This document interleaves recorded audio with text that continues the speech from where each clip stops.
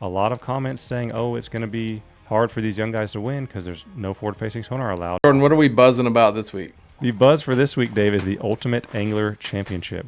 I'm going to pull up this article from SportsIllustrated.com that talks about the kind of the narrative around this tournament. I want you to break that down, Dave, how some of these young guys come into this tournament.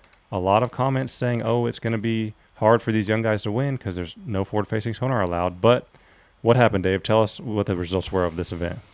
Well, for those of you that are not aware, the Ultimate Angler Championship went down at Lake Guntersville recently, a $1.3 million purse. State of Alabama heavily involved there in raising the funds for this tournament. Tucker Smith won $500,000 for first place. And in the process, quelled some of the banter about him not being able to catch fish without forward-facing sonar.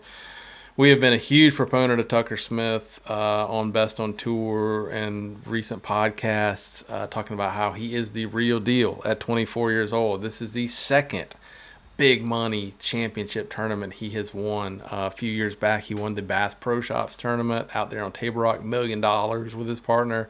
So when it comes to big time money, it doesn't matter forward facing sonar or not. Tucker Smith is a real time, prime time player.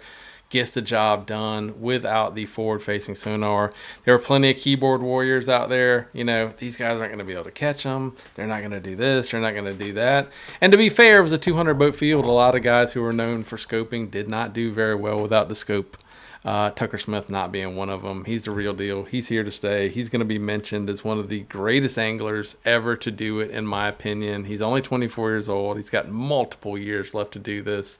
Whether it's forward-facing sonar involved or not, he is going to do well on the Bassmaster Elite Series in 2026.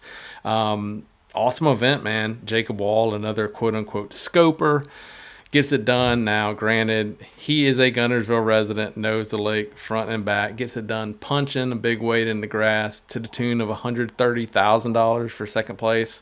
Longtime Guntersville resident and veteran, Randy Howell, getting it done with a walking topwater bait to the tune of $80,000 for third place. So very cool event. Anglers from all three major organizations, team trails, different paths that anglers qualified to get to the Ultimate Angler Championship to have a chance, fish against some of their heroes, compete against guys from different organizations for a huge purse. Great event. The only complaint, I guess, if I had any, would be the availability of coverage. I was not expecting live streaming coverage for this event the first year, but it was just very difficult to follow. They did a decent job trying to give you some updates on social media, but daily updates as far as even finding the standings at the end of the day is very difficult.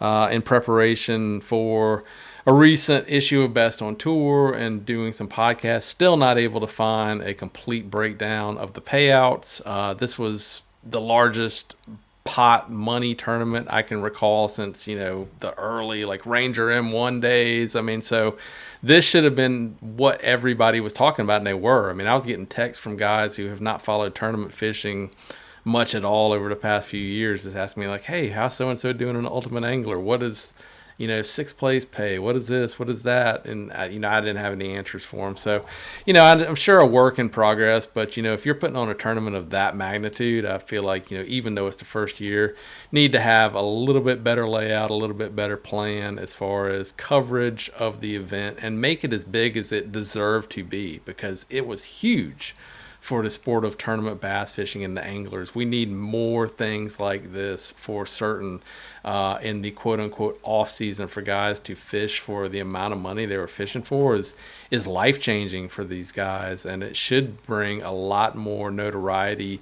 and attention to the sport. But if it's not set up to be covered properly, I think you miss out on some of the luster and the importance of the event. If you want more behind-the-scenes bass fishing info in your inbox every week, sign up for the Best on Tour newsletter at bestontour.net. It's completely free. It drops every Thursday morning. There's a link in the description, as well as the links that we mentioned in this episode. They're all in there. Go check those out.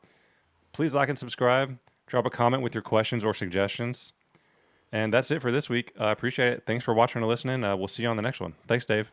See you guys next time. Thanks for watching or listening. See you on the next one. The best on tour breakdown.